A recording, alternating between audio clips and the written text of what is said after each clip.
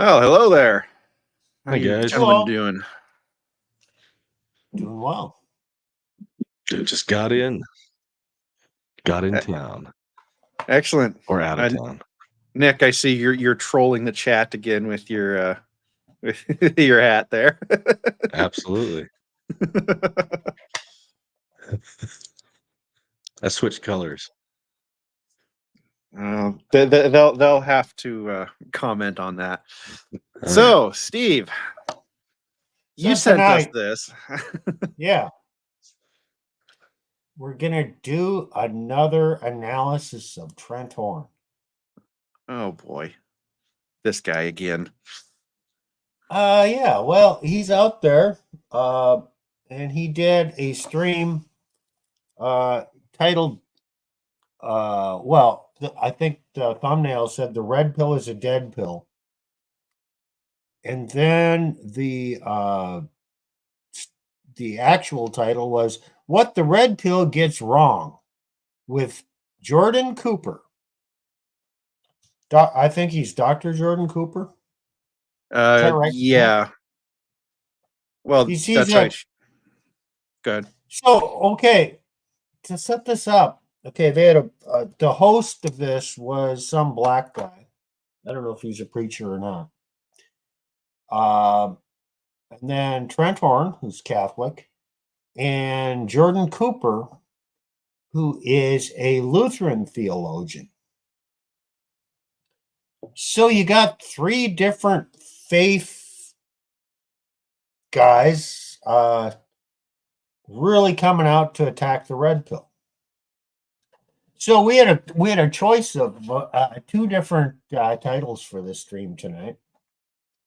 My first working title was Trent Horn versus the red pill straw man, because he makes a straw man out of the red pill.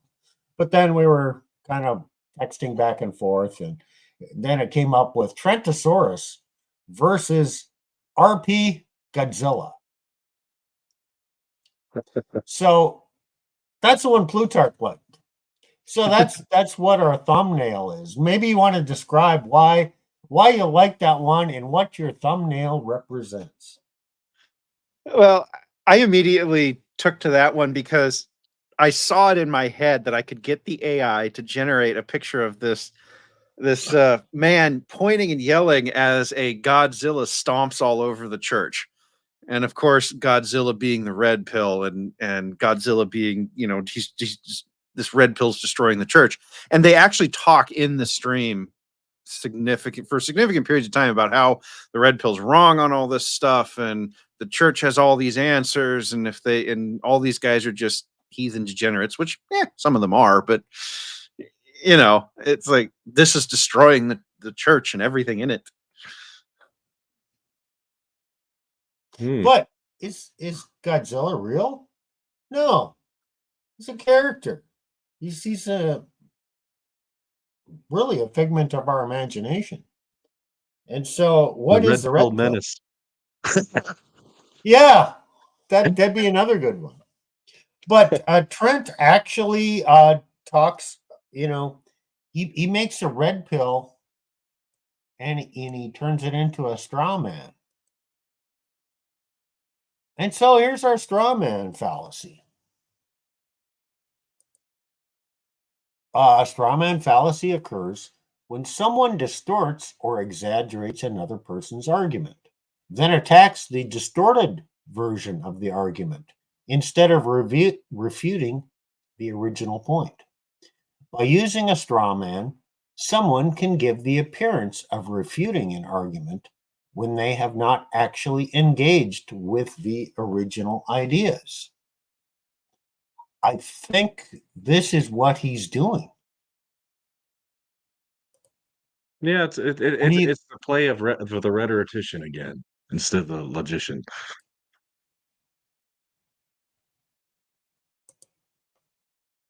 Right. And that's a theme that you're going to see throughout this video.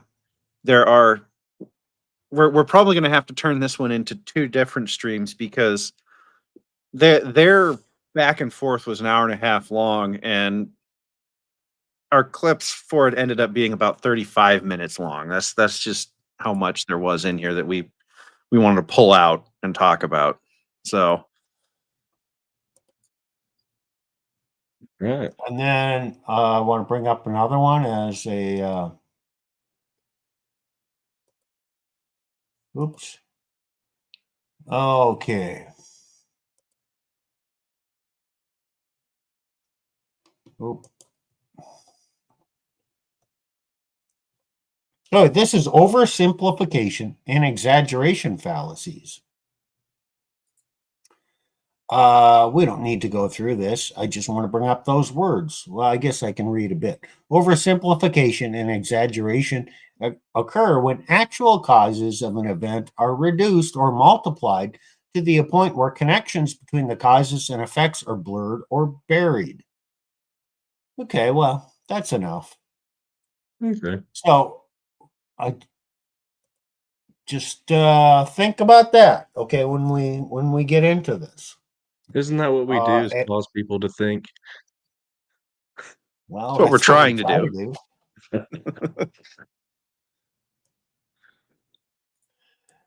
So I don't know. Do you want to say anything more before we start moving into the clips? We had to suffer watching this, so we're gonna make you suffer. No, it's all right. You ready, Steve? You want me to throw it up there? Yeah. So in the film, he's presented a choice by Morpheus: take the blue pill, go back to, you forget all of this, and you live life thinking that it's a normal world, but it's not. The blue pill is ignorance of the truth. Taking the red pill is learning the startling truth, waking up from the simulation and escaping the matrix. So those are the terms.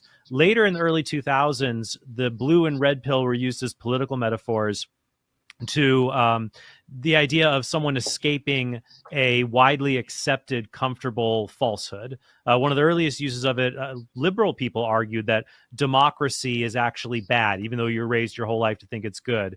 Here's 10 reasons to think that's not true. Be red-pilled on it. Those are the earliest uses of it. So later on in the 2010s and 2015s, we see this being applied to dating and relationships between men and women. And so what I would say, and there's actually another pill that's come into this, and I'll wrap it up quick because I definitely want to get Jordan's thoughts on a lot of this. So the idea is that the red pill, well, the blue pill would be the idea that men and women, if you are kind and a good guy and a nice guy, you'll find a nice woman. And if you get married, you'll be happy. The thing that you've been told, and it's just the standard tale. And the red pill says, no, that's actually a lie. Men and women have a naturally exploitative relationship with each other. Women actually cause men more harm than good. And so if you try to be a nice guy and approach women, 80% of women are going after the top 20% of men. Women are shallow and exploitative. And so the red pill seeks to try to exploit those who are exploitative and give men different strategies to deal with what the startling truth that women are a harsh reality to men. So avoid marriage. And so what Pearl is arguing in the debate is that marriage sets up men for messy divorces, for heartache, that men should just approach women cautiously. And red pillars will give advice about basically how to manipulate women, because they say women manipulate you through looks, through, improving your looks, improving your game, doing all this kind of stuff. And then you can break through where other men can't. A lot of dating coaches use the red pill. Starting in 2016, there was another pill called the black pill. And the rhetoric is saying, you're right, there's an exploitative relationship between men and women, and men have it really hard and women are shallow. But the red pillars are wrong. If you are a below average looking man or even average looking, it doesn't matter how good your charisma is or your looks or any of that. It's basically hopeless. You can't really improve your situation. And so many of these individuals just kind of shun women, and their life becomes very cynical, and they complain about women, and their life focuses, and they become very misogynistic in that regard.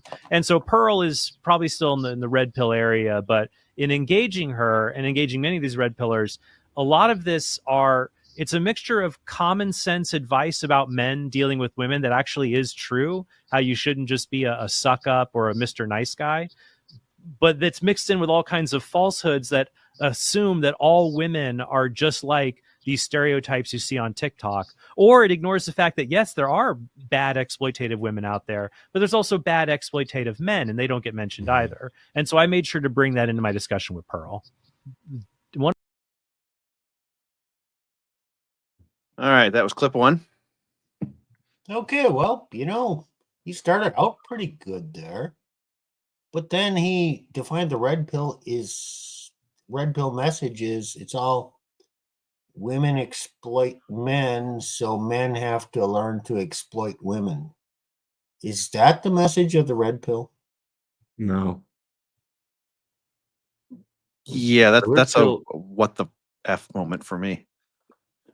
No, it just says this is the way you can observe that some generally act, or most generally act in this present day, and there's some nature to that, but it's also how to adapt to that situation. You give them what they want. Well, desire. Go ahead. He mentioned the blue pill. Oh, you just marry her and life is happily ever after. Well, we know that's not true. That's not true. Then he talks about, then he does the nice red, guy thing. Yeah, the red pill. Well, maybe there's some information here, but now he's trashing the red pill. He kind of said the blue pill is not where it's at, and then he trashed the black pill. But yeah, you don't live a charmed existence. So maybe you should know a little bit about the nature of women and their tendencies, and what makes for a good woman. Because even the Bible says not all women are good women. That's true. Especially Solomon. Yep. Well, Price is above rubies. Rare as rubies. Right. And when he's talking about the red pill here, he's trying to say, well, they get what he wants to say is they get the prescriptions wrong. I don't like their prescriptions, because later on in the interview, he says, well, they get some of the observations right. But every time he says that, he kind of rolls it back and says, well, they get some of the observations right, but here's an observation they get wrong. And I'm sitting here going, what? Yeah. So notice how he initially did the nice guy thing, like he kind of acted like they're just teaching men to be these mean people, but then he kind of backpedaled on that a little bit. So, well, maybe it's good that they're not these nice guy, type things. And then he complimented the red pill guys for some of the truths they have, but he never said what those truths are. Right. Well, let's move on to the next one. All right. One of the disturbing messages among the red pillars is that you shouldn't focus on those things. Like the ideal of masculinity they present tends to be very machismo, crude, profane. Yeah. And this is highlighted as some kind of pinnacle of masculinity, when what I want to show, especially young, like I see young Christian men, and Jordan did a great episode about this on his show, that they will be on Twitter talking about glory to Jesus Christ, Christ is king, and they will just have hateful, vile language, profane language, verbally abusive language to other people, thinking that's what it means to be a Christian man. And I want them to see that when you act like that, that's not masculine. It reminds me more of when I watch like a 7th grade, like a junior high student you have smoking these effeminate douches up here talking.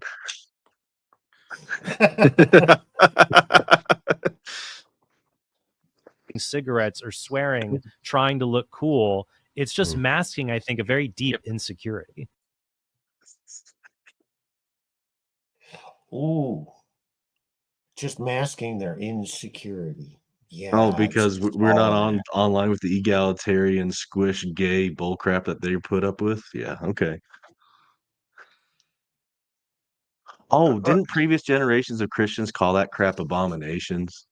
And they called you effeminate for not standing up for the truth and caving in towards the philosophy of the day. Yeah, but Trent's, and this is true. And when we looked at the Pearl interview, he is absolutely convinced that he holds the truth. I mean, Yeah. if you forced him to take a lie detector test, he would pass with flying colors. He believes this. He believes in his soul what he's saying is true. And I don't understand how he can say, "Oh, well, yes, those RP guys, they get some of this stuff right." And then turn around and spew out all this factually incorrect data that as we were Well, explaining last time about divorce. I And can tell then you how say, that happens. "Okay, go for it." I got a theory. He got married. And he's said many times when men are married, they're happier. And I will attest to that. Yes, I'm happier in marriage. And then divorce happens. But he's in that happy stage and it worked out for him. So it's that belief that, gee, these men, other men, all these red pill divorced men would have been as good a man as I am and as, truthful and honest and all that. They wouldn't have had this problem. So therefore, I'm right. Okay, Steve, got a question for you. Okay. How is it then that all of these men who come in with these stats that say, "Oh, men are, they're happier married and whatnot," how come none of these men have been divorced? They're all in their first marriages.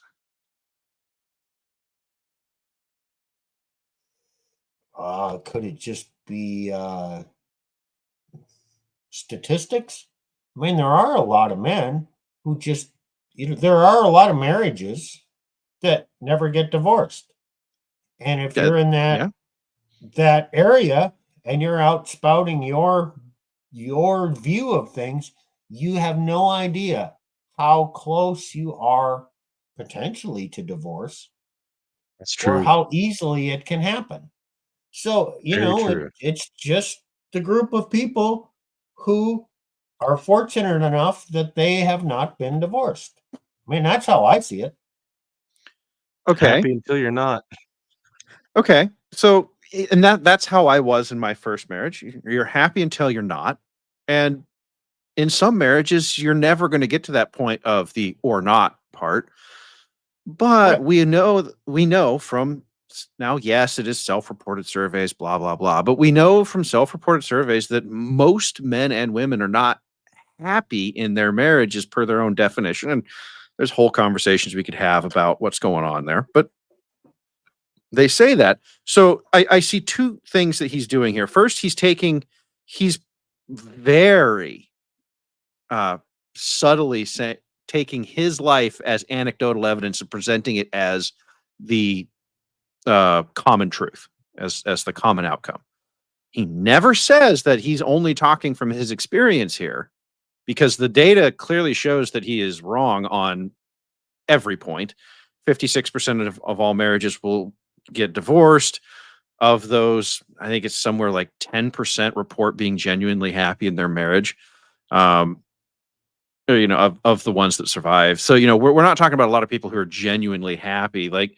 And so I'm wondering if also guys are gaslighting themselves into thinking that they're happy in their marriage. And I was. say that, yeah, exactly. I did too. Yeah. Oh, yeah, I agree. So, okay, if 10% of people are reporting that they're happy in their marriage, because these surveys, they're not asked in front of your spouse. You're allowed to be honest. So I'm wondering if that 10% of marriages are genuinely happy. I think that's probably closer to the truth. And Probably. But if you would have asked me, even in my first marriage when I really wasn't happy, I might have even answered that way because she was gaslighting me and I was gaslighting myself. And, I thought that was normal. right. And the right off the bat, a message that as a guy who's gone through all of this, guys, if there are problems in your marriage, please, for the love of God, and I mean that with a capital G, stop gaslighting yourself. you cannot improve your marriage if you're gaslighting yourself. There's nothing good that comes from lying to yourself, because that's what you're doing here. Well, let me say something more on that. And the church If will you say, gaslight well, you too. it's gonna get better. I just need to be more of a man and do a better job, and I have to, get rid of these things that's irritating her. These are her complaints, and yeah, I need to take them seriously, and I really need to work on this, and then my marriage will be better. I need to do church No. counseling. Bullshit. No. It's not, you cannot, if a wife is complaining, the man cannot improve himself enough to ever satisfy her, because she's decided she's in charge and she's going to complain, and she'll complain regardless. Well, that's kind of true in all cases, but especially true in bad marriages. In my experience, the more you try and debase yourself and make her happy, the less happy she'll be. I thought you're supposed to humble yourself, guys. I thought we're supposed to be humble. Well, that's why I What's the used the word Bible say? debasement.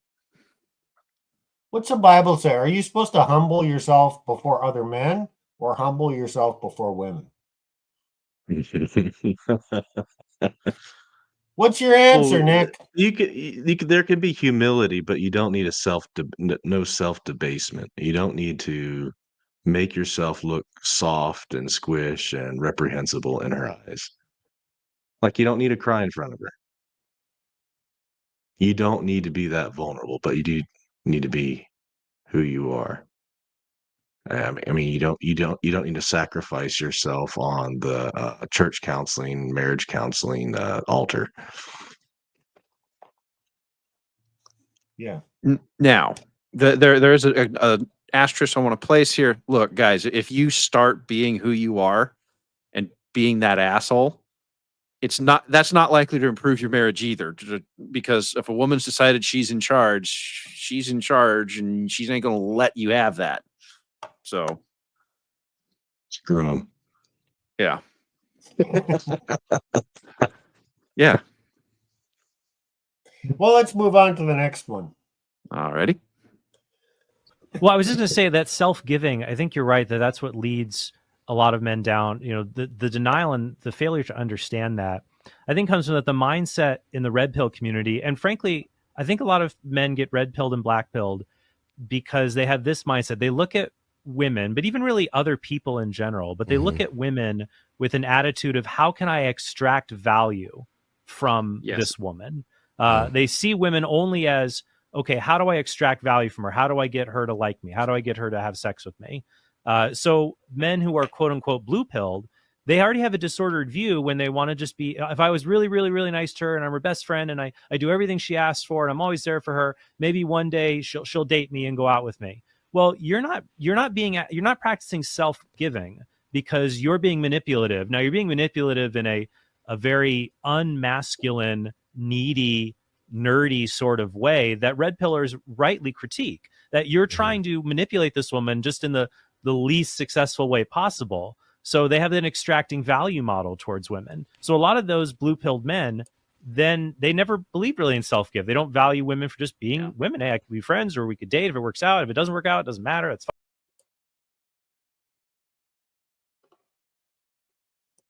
Oh, did I put something else in there? Yeah, you did. I was preparing for the next stream. Sorry. Uh-oh. That's okay. We'll restart the clip here. Boomer moment. Well, but then we can add. Okay, go ahead. Okay.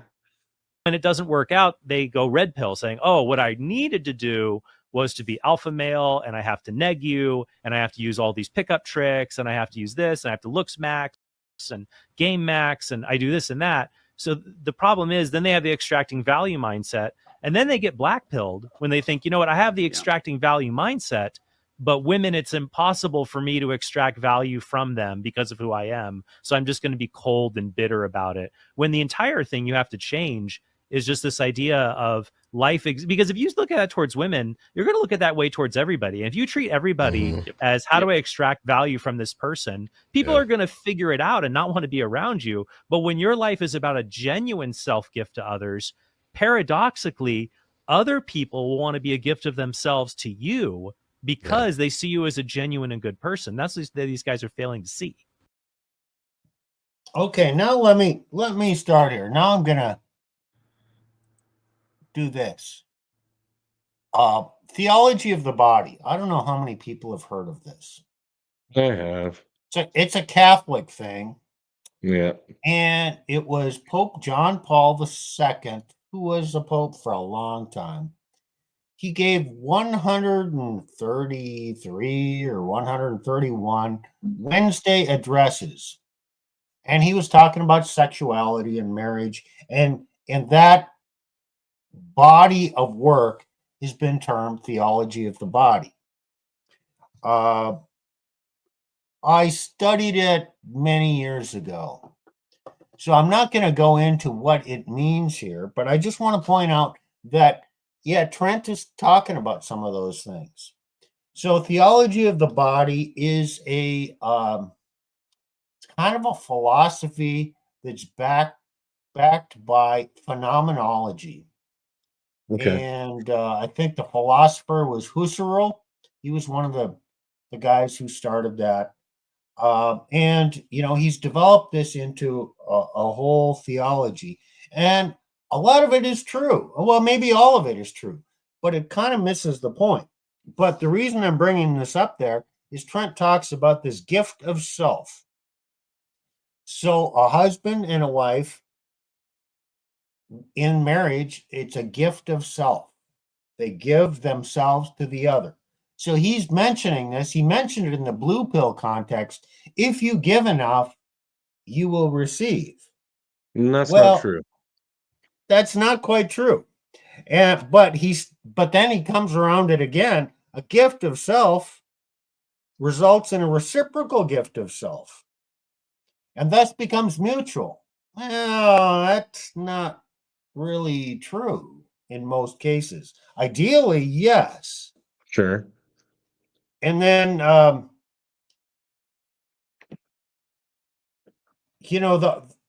he also implies that the red pill understanding of female nature negates the truth. And the truth is that a woman is made in the image and likeness of God. Well, yes, but she still has a nature.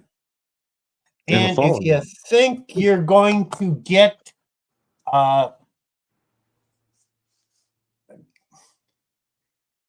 foster her to be a more perfect woman by just continually giving of yourself, and if that's the answer, I can tell you in practice, it's not. That doesn't mean you shouldn't make a gift of yourself to your wife. Right. Yes. Correct. Yes. But making that the exclusive thing is kind of an oversimplification. And it's also dangerous. This is the whole like mutual sacrificing that the egalitarians like to push is you got to sacrifice for one another, mutual submission that kind of leads into that. I'm like, yeah, there is a mutual submission, but not in the way you think of. It's according to your created and ordained role as a man and a woman and a husband and wife and the responsibilities God has given you in that hierarchy and order. But what usually ends up happening is it emasculates the man to serve the woman's desires. So he becomes enslaved to her, having all the responsibility with no authority, which is slavery, as Rollo says. So, I mean, this whole egalitarian mindset, there is an element of truth in it. It's not entirely wrong. I mean, there's aspects of it that are true. But to make that the exclusive truth and form your life around that, no. Even when you're the leader, I mean, as Christ died for us, he's still the leader. And so he did sacrifice. He did make a gift of himself. He did. But not to the desires of the church and the people. He didn't subordinate himself to his followers, did he? No. He did wash their feet, but he Sure. didn't. But that showed his humility and his willing to do work and him valuing them. But he still never subordinated himself. So Well, don't and subordinate. He didn't the, empty himself of his authority. well, and so you brought up the feet washing thing, and this is something that gets thrown around a lot in Protestant churches, particularly the egalitarian bent of see, you need to wash your wife's feet. You need that's what a servant leader looks like. And I think it's a lot of what Steve is saying here is right, because what he's saying is we all know that the best lies have a kernel of truth, because that kernel of truth allows you, the consumer of the lie, to attach yourself to something that you know to be true. And once you do that, your brain is now open to accepting, from a pure psychological level, the rest of the lie. And so yes, Jesus washed the feet of his disciples, and that was a servant leadership act. But he was still the leader. He didn't give up his position and his authority as a teacher. He said, and in fact, if I recall correctly, Nick, he was actually doing it to teach a lesson. I think the verse starts, do this, like there was, do this, in this way so that you can, I forget what the verse is, but there's some lead up to it where he's saying, look, this is something that I want you to do so that you understand that I'm trying to teach you a lesson about leadership. Right. And it's like, well, he's not really talking about giving up leadership. He's saying, understand that sometimes as a leader, you have to come in and remove obstacles from the people you're leading. It's you need to help them do their job. So, at Easter, Catholics, probably Protestants too, have they do that public washing of feet where the pastor or the priest will come in and wash the feet. Well, traditionally it was 12 men. And then they started adding women into it. And then, the parishioners would also come in, or 2 or 3 people would wash the feet. So there was this mixing of men and women. No, Christ washed the feet of his disciples. A man washing a man's feet. There was never a man, Christ never washed a woman's feet. Never. But was it Mary Magdalene? Washed Jesus' feet with her tears and dried his feet with her hair. So, women say, oh, yeah, you should wash my feet. Sorry, that's not in the Bible. Correct me if But I'm Jesus wrong, washed Nick. the disciples' feet, and I'm a disciple. Well, it's also the demand too. Right. His disciples didn't demand that he wash their feet, did they? No, they were embarrassed. Quite loudly, if I recall correctly. But that goes back to Jesus trying to teach them a lesson. Even in what he was doing, he was still leading them. Right. Jesus is not some effeminate Lancelot. Balrog. Absolutely. All right. Are we ready for the next one? Yeah. I also want to add something here. I do think it's very important, and it's a legitimate critique Pearl and other red pillars make, that they're not wrong about everything. So Pearl often brings to the point, like, you're always criticizing men. Why aren't you criticizing women? And I think that's fair. Sometimes when we talk about in these conversations, it's men who are being superficial, manipulative, exploitative. They're mocking masculinity. But I think many times men feel driven to do this as red pillars because they want to engage women, and they want to engage women who are attractive, who themselves exploit men, are superficial, So there will be women, men will say, like, I can't get anywhere with these women. I have to use all of these exploitative tactics. No, I think that both men and women, it's like both of them have to stand down in the arms race of superficiality. So, these men will criticize women saying, oh, they're hypergamous. What does that mean? Well, these women want to date men in the upper echelons of attractiveness. Well, everybody wants to do that. That's not related to women. Everybody wants, someone who's more successful, more attractive, is better value than they are. Everyone does that. But there are women who do that and women who don't do that. So, like, I would say to men don't treat women superficially and only use these manipulative tactics to try to get the upper echelon of women or wherever you want. But the same is true for women. Let's say, well, there are no good guys out there. Okay, but what about this guy who is a good guy? He's 2 inches shorter than you, and you won't give him a chance. Or he doesn't make 6 figures. He makes, high 5 figures, and that's not what you want. So I do think they make a point, but the point is not that, oh, women are superficial and exploitative, so men ought to do that too, so they can be even at the game. No, we all have to take a step back and start standing down. The question I have for Rolo, even though you're raised, it's not going to happen though. Yeah, I'm waving my magic wand. Everybody's going to change their standards. Nick, we live in different parts of the country, but I suggest you and I get together and we fly in Trent, and he's going to be our wingman to meet women. We're going to send him first, and he's going to, de-escalate things and do all his juju magic. And then he's going to convince them to lower their standards.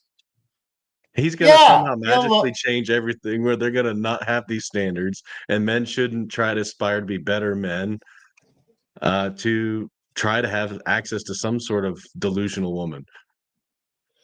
Yeah, how's that going to work? He's in La La Land, man. That's the idealism. Let's wave this magic wand and everything's going to go hunky-dory. That's not reality. That's why the red pill exists. It's because these people can't. He's describing it, but then he thinks somehow it's just going to magically freaking change. And here's the other thing I'm laughing at. He's describing, yes, women have some things. There's some valid points here. But all these valid points, men are just as bad.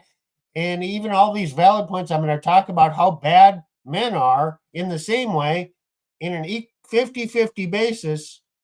So really what, and he talks about men and women as being the same throughout. It's this egalitarian mindset that the brains and the behaviors of men and women are the same. Their brains are in different shapes of bodies. That's bullshit.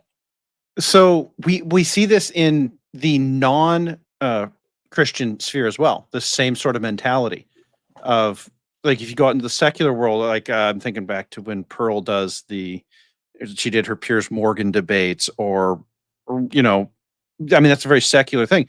And everyone else tries to bring it back to, but what about the women? It's the fallacy. The term for the fallacy is whataboutism. And it's all, oh, well, but women this and women that. It's like they cannot talk about anything at all, ever, unless it's in the context of how a woman feels about it. So even when the red pill is right, it's wrong because it doesn't consider the feelings of women. Well, women are delusional. I mean, look, they all want top 20% of guys, and yet most guys would settle for way lower standards in women. Come on. I think you're being a little harsh there. Women being delusional. Now, certainly some are, but I think the women are solipsistic. Mm-hmm. That's not necessarily delusion. That's a different thing. That's self-focused. Women view their whole worldview based on their own personal experience of the world. That is solipsism. And that's not reality. That's delusion. Well, from your Well, it's there. standpoint, you're calling Yeah. it delusional. It's real from Yeah. her standpoint because she's strong looking at delusion. everything from her own personal experience. Yeah. I'm saying from a, reality, the truth, biblical worldview, it's a strong he has sent them a strong delusion. That's the whole feminist worldview that we all live and breathe and live by. So Well, even that's us. what he's tattling on himself here. Is Ah, that because of the whataboutism, what he's really saying is, I have been marinating in egalitarian feminism since I was born, and I don't know any other way to think but than to view this through the lens of how a woman might feel. I think you have a okay. point there. All right, so we lost our space a little bit, so I backtracked it. Might have to rewatch a little bit here. Other people will want to be a gift of themselves to you because they see you as a genuine and good person. That's what these guys are failing to see. I also want to add something here. I do think it's very important, and it's a legitimate critique Pearl and other red pillars make, that they're not wrong about everything. So Pearl often brings to the point, like, you're always criticizing men. Why aren't you criticizing women? And I think that's fair. Sometimes when we talk about in these conversations, it's men who are being superficial, manipulative, exploitative. They're mocking masculinity. But I think many times men feel driven to do this as red pillars because they want to engage women, and they want to engage women who are attractive, who themselves exploit men, are superficial. So there will be women, men will say, like, I can't get anywhere with these women. I have to use all of these exploitative tactics. No, I think that both men and women, it's like both of them have to stand down in the arms race of superficiality. So, these men will criticize women saying, oh, they're hypergamous. What does that mean? Well, these women want to date men in the upper echelons of attractiveness. Well, everybody wants to do that. That's like, okay, but what about this guy who is a good guy? He's 2 inches shorter than you, and you won't give him a chance. Or he doesn't make 6 figures. He makes, high 5 figures, and that's not what you want. So I do think they make a point. But the point is not that, oh, women are superficial and exploitative, so men ought to do that too, so they can be even at the game. No, we all have to take a step back and start standing down. The question I have for Rollo would be, could Okay, guys, this is the clip that we were supposed to get up to. Sorry about that. Robinson Crusoe be a high value man? Hopefully he knows what that is. Like, could a man on a desert Okay. I just got to stop right there, because I want to point this out, fellas. He mentions Robinson Crusoe. It's a character in a book, and he's talking to, saying, oh, well, he's talking to Rollo here, and then he immediately throws in this entirely unnecessary ad hom. Well, hopefully you know who that is. Why, Trent? Absolutely unnecessary. Just kind of makes you look like an asshole. Is he implying red pill men are uneducated? Yes, that is what that whether or not that's what he was intending to do, because I think he was directing that specifically at Rollo. That is what he did. And I, thinking back to our last breakdown we did of this guy, I do believe that he thinks that he is more intelligent than the red pill people, all of them. I think he's definitely convinced he's more intelligent than Pearl. Like, the guy is a little bit high on his own supply. Yeah. Anyway, Yeah. that irks me when I hear people do stuff like that. No ad homs, people. island be a high value man? Because the reason he can't define it is because the definition isn't anything objective about the man. I mean, you could be a high value man if you could be a overweight, unhealthy, grody individual, but if you happen to be in a culture where women value that, suddenly you've become a high value man. It's a subjective definition, and what's supremely ironic about it is that red pillars often accuse people, I would say regular people like me and Jordan, would, calling us blue pillars, which is not true. We don't just believe anything that's said about the mainstream narrative, or accusing us of being simps. And a simp is someone who they would just say anyone who disagrees with them and has basic respect for women is a simp. I would say their definition That's of simp is bullshit. accurate. If a simp is That's bullshit. They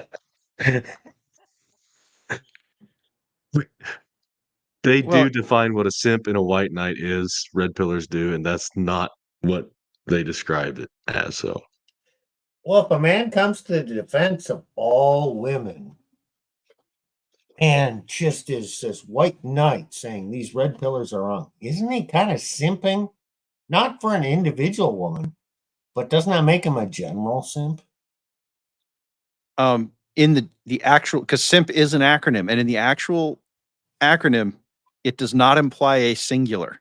The acronym can absolutely be applied to a group of people. So, Steve, you are correct.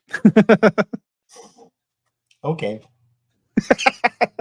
No, it is quite possible to simp for a group of people. Sorry, Trent. You simp for women.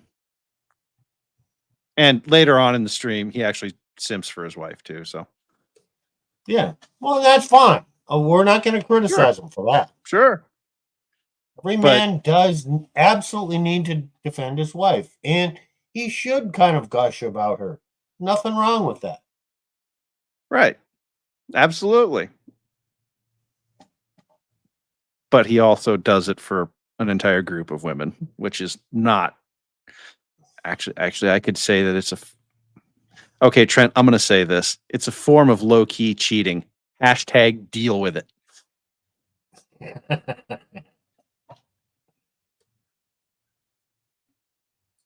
No one's going to disagree with me? Darn. No.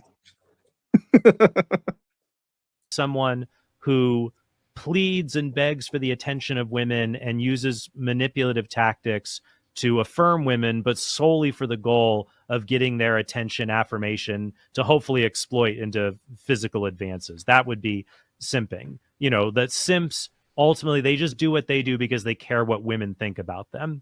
And they would say simping is bad. But what's ironic is Rollo's definition of a high value male, it's simping. A man is high value if women like him, if women want to be with him.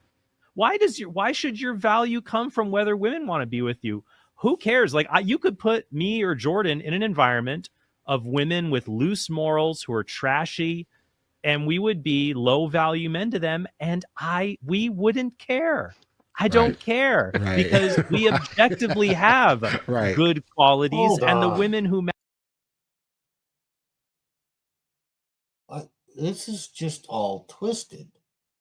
I mean, Trent is talking about he wants the attention of women. Remember, he works for Catholic Answers. Catholic Answers is primarily women on there, and that's his main audience. And he wants to be noticed as promoting marriage and not offending women. And then he's calling Rollo specifically a simp because this high value man is defined as a man who is attractive to women, who derives his value from women, which, okay, there's a lot of men who believe that. But then go back to Robinson Crusoe. Could he be a high value man? Well, not the way Trent is defining it, because it's an external definition. And he says Rollo doesn't do that. Defines it externally. Well, that's not entirely true either. There's this concept in the red pill called frame control. You're a man who just holds your own frame. You make up your mind, and the world can come and just bash on you. And no, I'm standing right here. I am not reacting to you. You can react to me, but I'm not going to react to you. That is a high value man. And okay, then he says, he and Jordan could go in a room with these trashy women and they would see him as low value. Well, probably. Really? But you know what? You can go in a room of trashy women and not pander to them and just stand there as the bulwark, as the man who, yeah, I'm not reacting to you. And they may not know anything about you. They still don't, they may not like you, but they won't put you in that category of low value man. And we see this phenomena when Andrew Wilson goes on the Whatever podcast. They may not like him, but do they consider him a low value man? I don't think so, because he holds his frame and he doesn't bow down to them. So also on the red pill, you also hear like, be about yourself, chase excellence, not women. It's not that you don't want to ever like look for a woman, but you're solid in who you are and your own value. And it's not to say that we should ignore what women think either, because I mean, their behavior. So their selective behavior is based on nature. So they make observations, whether they will express that verbally or not. Their behavior shows that they chase, men that have some sense of frame control, game, you could say, or status or money and physical looks and strength.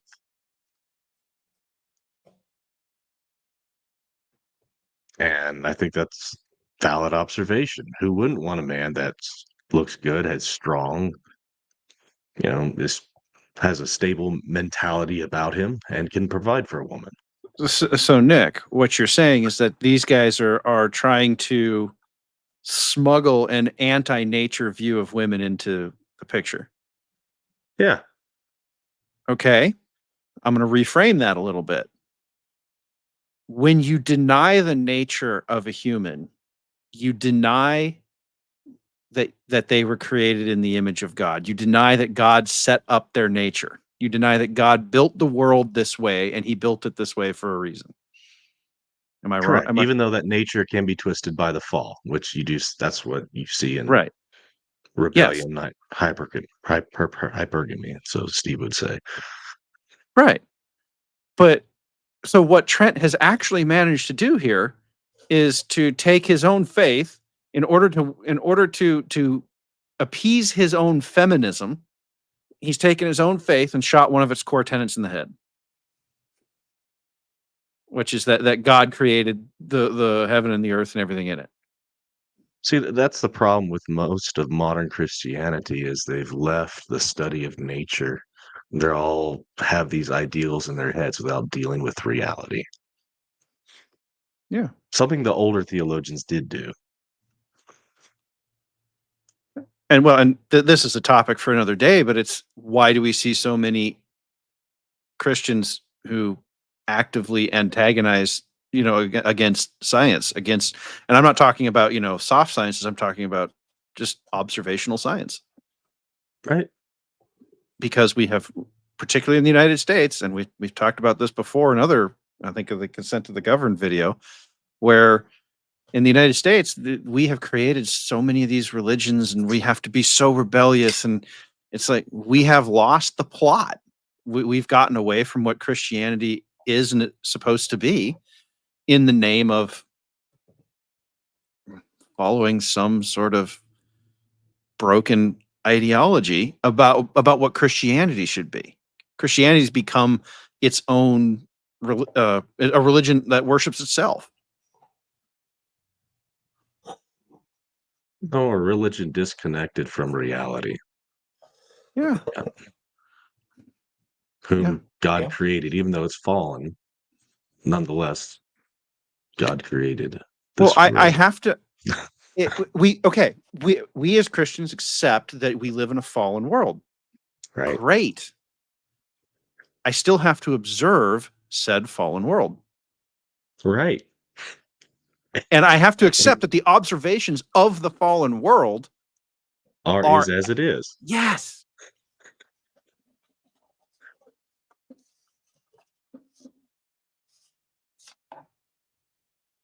That's the reality as it is, and that's the problem. Is the church has lost that when they used to be the chief proponents of it and studiers of it. Well, that's people forgetting that the church created modern science as we know it. Now, Yeah. that was done hundreds of years ago before the egalitarians ever existed. But it was the egalitarians that pushed us away from the study of nature. Ooh, there's one for you. The pro science crowd pushed us away from studying from science. Funny how that works. Yep. I agree.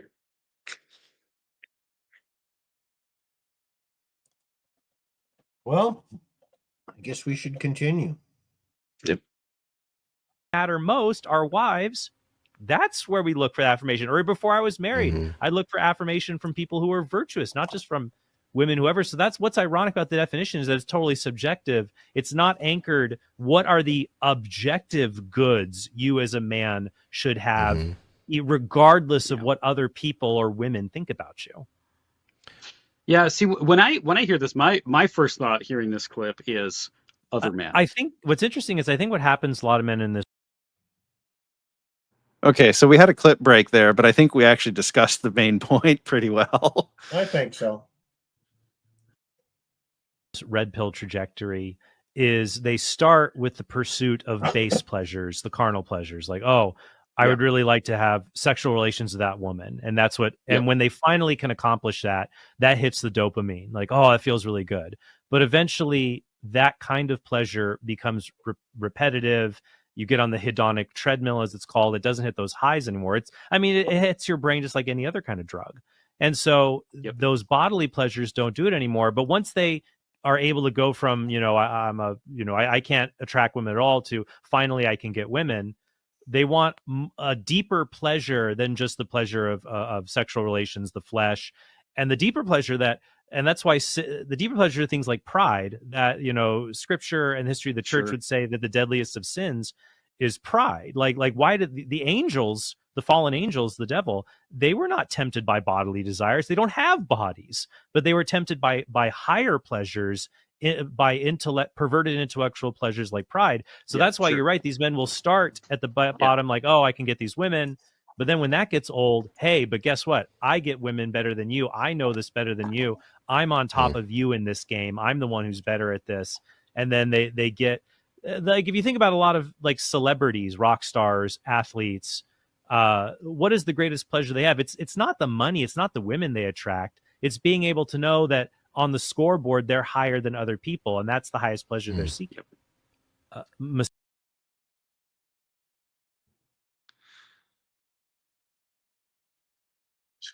That was just a lot of blather. You had to make us suffer. That's all this was about. Yeah. That was man prattle. Man prattle. Lustful. Use woman to satisfy lust. Okay, you not man.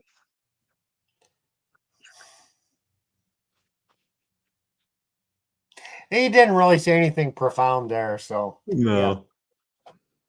No, Steve did that just to make us suffer. Thanks, Steve.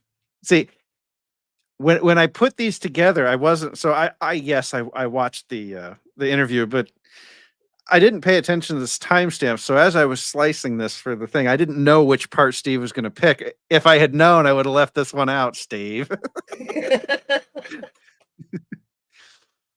All right, we'll keep going.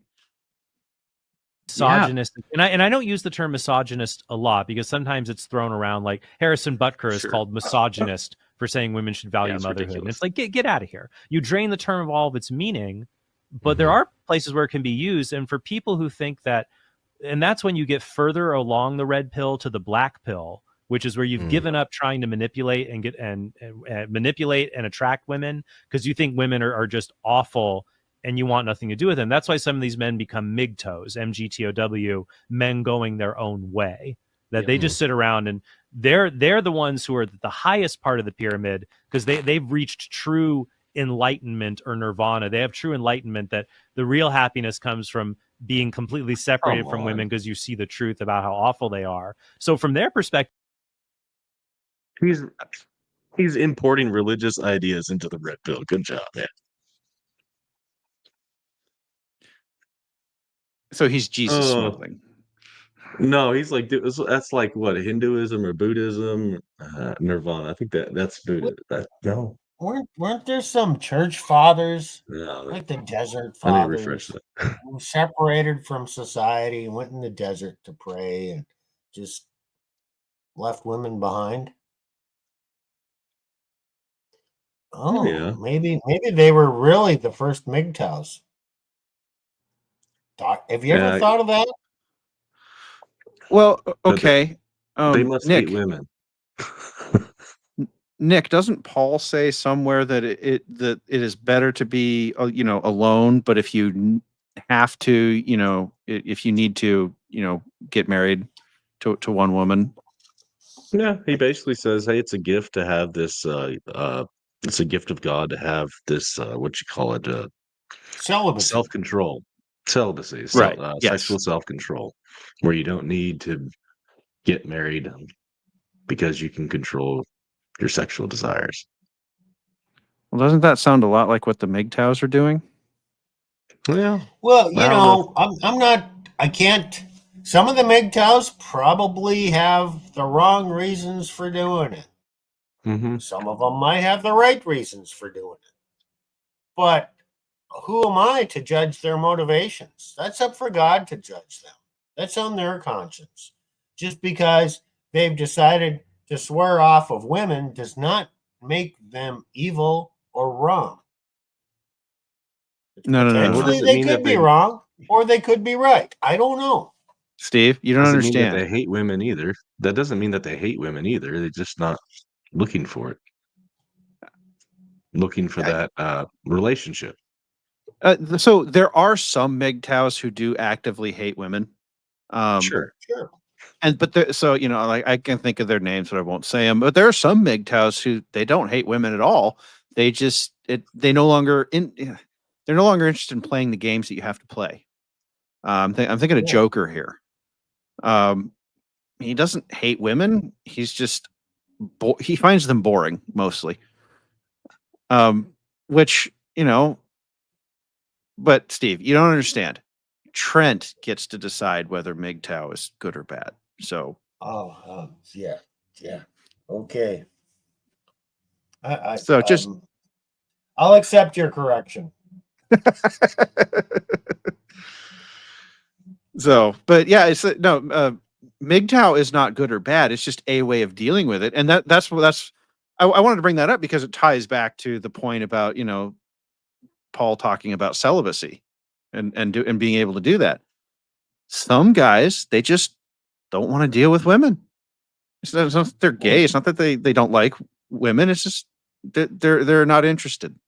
They don't want to play the game. Yeah.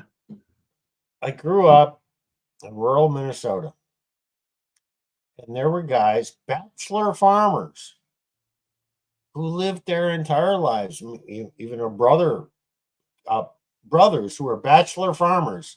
They farmed their whole lives, lived together until they were, in the same house, till they died, 70, 80 years old. Never got married, never interested in women. That's just the way they lived. And there's stories like this all over the place. Mm-hmm. I had an elder in my church that was like that. He just no interest. Sure. Yeah. He just didn't want to deal with it. He said, "I had no interest. I'm fine."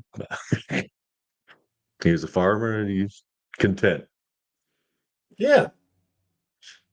Well, what's interesting is, maybe there might be other reasons, and they're not just being content in themselves, but not that they hate women, but the prospects aren't very good. Even Solomon, what did Solomon say? He says, "And I find more bitter than death the woman whose heart is snares and nets, her hands as bands. Whoso pleaseth God shall escape from her. but the sinner shall be taken by her. Behold, this I have found, saith the preacher, counting one by one to find out the account, which yet my soul seeketh, but I find not. One man among 1,000 have I found, but a woman among all those have I not found. Ecclesiastes 7. Okay, so what you're saying is that if a guy doesn't want to deal with women because and we know Solomon dealt with women, like a lot of them. Yep. We know that. And even he's saying, "Yeah, some days I don't want to deal with these these things." Okay, if a guy who can deal with, what was it, over 1,000 women has days where Yep. he's like, he's like, screw this, I don't want to deal with it. Is it not fair to say then that a guy who doesn't want to deal with women and just doesn't is, like even Solomon might agree with him? Oh, okay. So Trent, you're not talking about the Bible. You're importing some other theology or ideology into the discussion.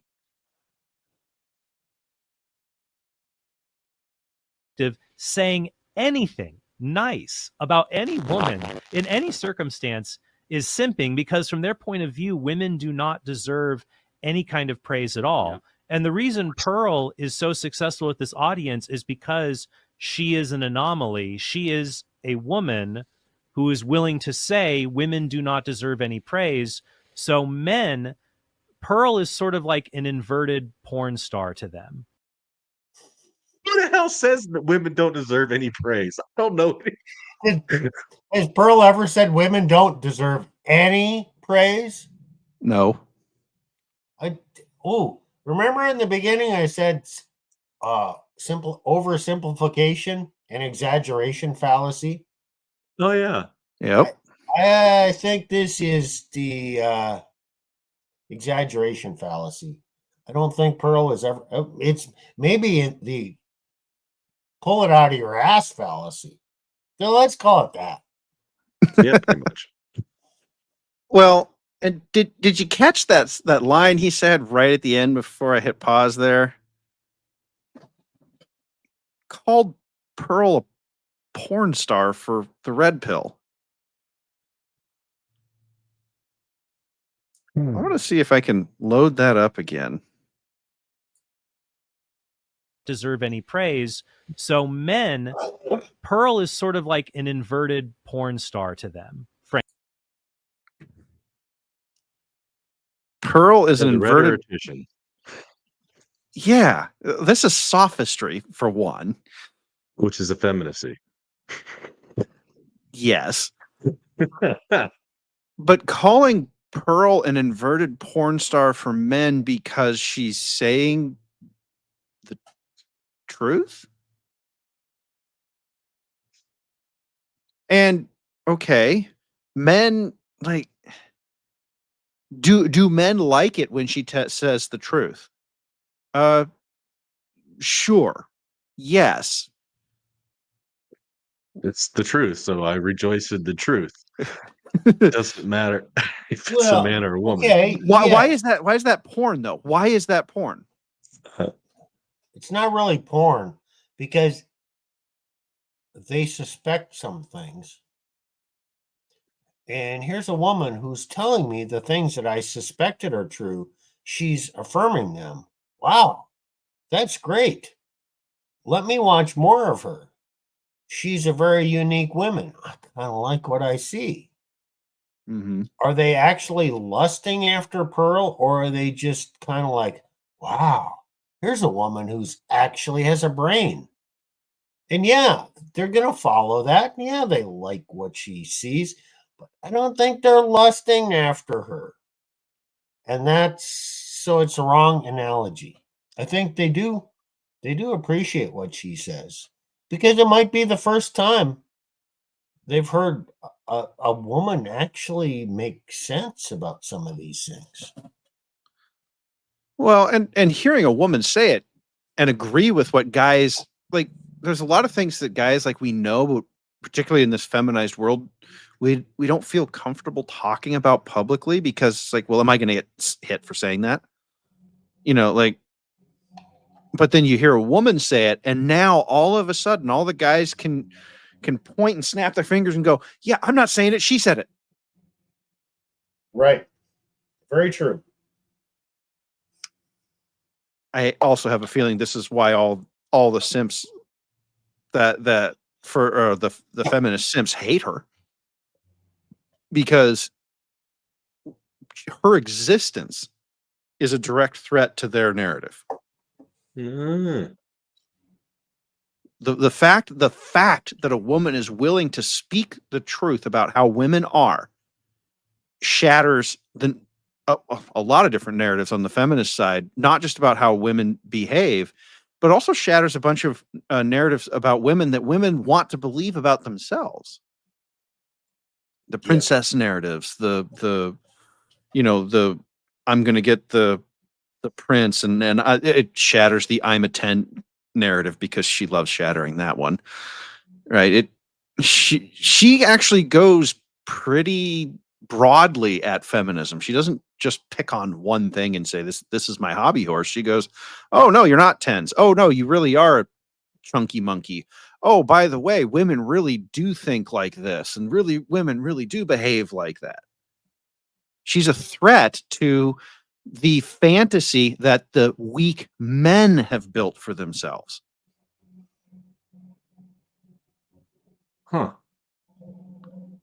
And Trent, she's a threat to the fantasy you have built for yourself. That's why you react this way. Well, I think this is a good point to cut it off. So we've gone about an hour and 15 minutes, and I think we're about halfway through. And There's we can about 3 more minutes to get actual halfway, but yeah. Oh, is that all? Well, then Yeah. I guess we might as well keep going. I wanted to do a teaser to get people to come back next week for the rest of the story. Yeah, keep going. Okay.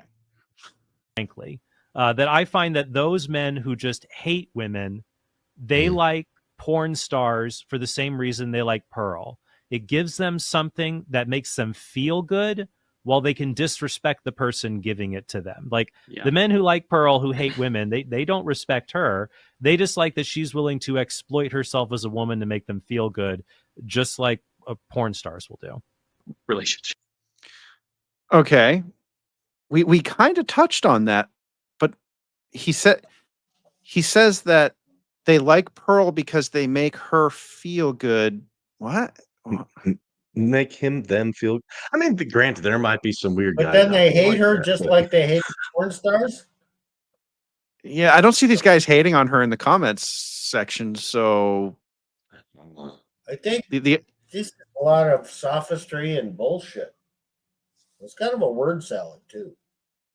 There Yeah. might be some guys out there like that, but I don't see it.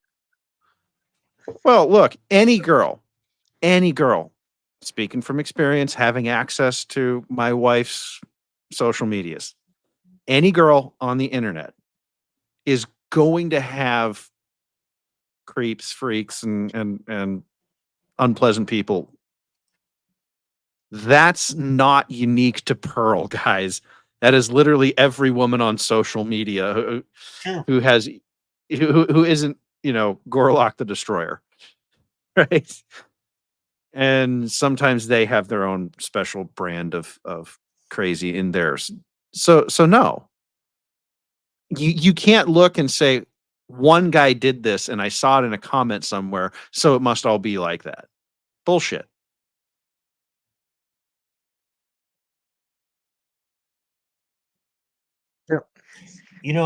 Pearl also covers a lot of things. And it's not always the same theme. And I'm sure she's saying things that all these guys don't 100% agree with. Pearl, in some ways, talks like a man. She talks about this, and I agree over there, and she talks about that. Well, no, I don't agree with you there. But you're not judging her based on just what she's saying in the moment. It's like, yeah, she kind of challenges men to think. And so they appreciate that in a woman.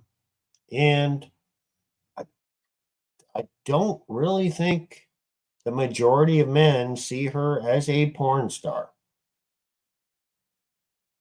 Yeah, this is a cringe take that leaves me baffled and sort of like, okay, honestly, Why doesn't he say that about his constituents though?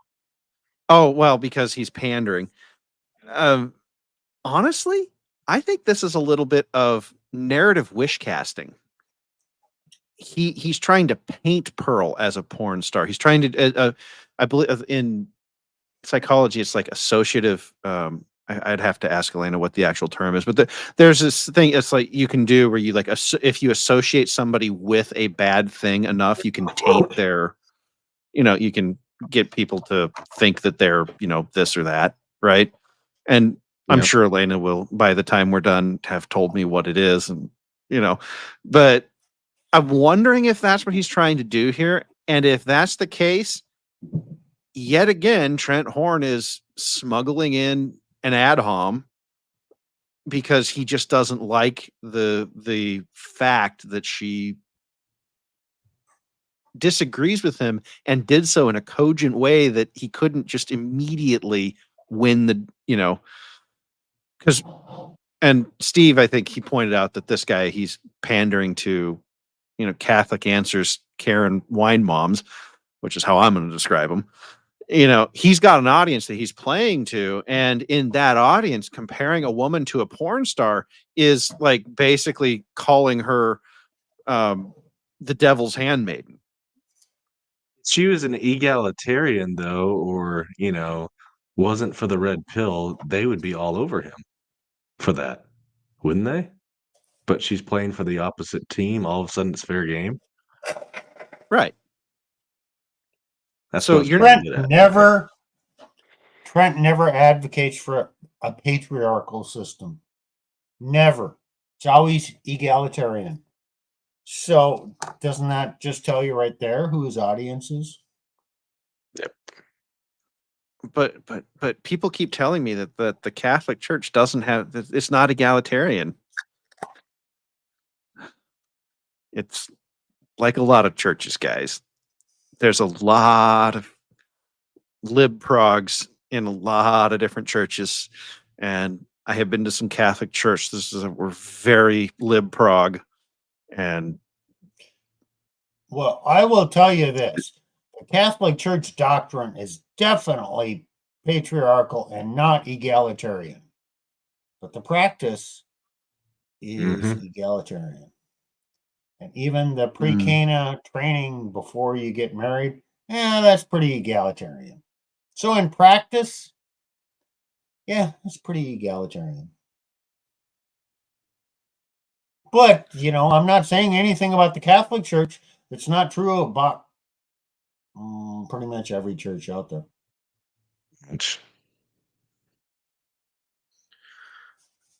Okay, well, we can wrap it up here. I will write down the timestamp. We're at 14:10 right now in a 34-minute clip video. Okay. Yeah, well, I mean, we got a lot of good stuff here. Yeah. But, beauty of this is our discussion. And the three of us going through it like this, we bring up a lot of stuff with each other that we didn't think about individually. So if you like these kind of, it's kind of a random conversation, but it's triggered by a stream. That's why we play Trent at full speed, because we're not trying to tell you and do a synopsis of what Trent said. We're trying to pick it apart, and we might throw enough information at you that we don't need to play him at 1.5 speed. We want everyone to think sanely. Well, and understand, gentlemen, and this is something that I've been meditating on, if you will. It is very difficult to do this by yourself. Nick, Steve, and I, we spend a lot of time texting back and forth. Oh, this idea. Oh, have you thought about this? Could we take this angle or there's a lot that goes on. And yes, we're trying to bring you something that can help you think, but it works a lot better when you're interacting with other men. That's been my experience trying to do this. Mhm. So if you're out there just sort of think about it this way. If you're sitting on your couch eating a nice big old bowl of popcorn and watching a TV series, and this is what I was doing last night, so I'm going to admit to it here. It's been a long week for me, and so I took my few hours off work. Are you really learning? Is it really an edifying, learning, engaging experience? Now, yes, sometimes you're just completely gone mentally and you just need to veg for a little bit. But let's be honest. You're vegging.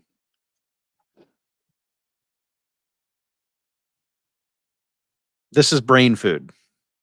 That's what we're trying to make here is brain food. This isn't a stream that you're going to turn on for 8 hours and walk away and listen to blather. That's not what we're trying to produce here. Yes, Nick, I see you laughing down there. Well, that kind of brings something up. I've listened to some guys who come on and do a 3-hour stream, a monologue for 3 hours. Yeah, they might put up some clips and whatnot, but one guy is talking for 3 hours. A lot of it is just filling the time and putting out words until he can think of something else to say. In our stream, you got 3 guys. We limit it to, hour and a half, maybe. But there's a lot of that seems to be an hour and a half seems to be the least we can do. So, Steve, you mentioned something here, and it reminded me of something that an old marketing buddy told me. He was relaying the story. I think it was a senator, and he was asked by some school to come give an address, and he asked the school principal or administrator. He says, "So how long does the address need to be?" And the administrator's kind of taken aback. Well, why does that matter? He says, "Look, if it needs to be an hour long, or if it's an hour long, I can go right now. If it's 20 minutes, I need 2 weeks. If it's 5 minutes, I need 2 months." That's the same thing with sermons as well. Oh, okay. Many times. Okay. So we're not out to lunch here. No. Sometimes you can't help but go long, depending on the text, but yeah. And we have occasionally gone long here, and we will go long here again at some point in the future. Although a 3-hour stream to do this whole video, I don't think is in the cards for any of us. But yeah. Well, you lose viewers then too. Yeah. Well, if you look at the long streams, there's people popping in and out, but it's confection. And yeah, okay, if you need background noise, but I don't think any of us here are interested in being background noise to anybody. No, Not really. I got too much crap going on. I don't have time for that. Yeah, same here. I'm gonna hop off and go back to work. Yeah, I just got in town. I got to prepare for Wednesday. So, yeah. Robert Louis Dabney, patriarch of the Red Pill. Yes, this Wednesday, guys. That's this Wednesday. And I think we decided that we're going to do part 2 of this stream next Monday. So that's next Monday. And then we'll let you know what we'll have to come up with something for next Wednesday. Hey, Nick, you got to give us a bit more of a preview of Yeah. Wednesday. Who is Okay. Robert Louis Dabney? Why is he So such Robert a Louis- great guy? Robert Louis Dabney is probably the brightest Southern mind, theologically, in the United States. He was chaplain to the Confederacy. He was later became, I think, the chief of staff to General Stonewall Jackson. He wrote he wrote the biography to Stonewall Jackson. He was one of the founding faculty members of the University of Texas. Absolutely brilliant mind. He understood the direction of feminism, where it would take society, and we are living out what he predicted over 150 years ago right now. So he predicted this stuff before feminism even got its name. That's correct. Yeah. Well, let's see how accurate the man was. Tune in on Wednesday, and we can see how insightful and how smart he actually was. Let's do it. Looking forward to it. All right. All right. Any final words, guys? Nope. I'm good. You good? Good. That's it. All right. We'll see you All right. on Wednesday. Later, guys.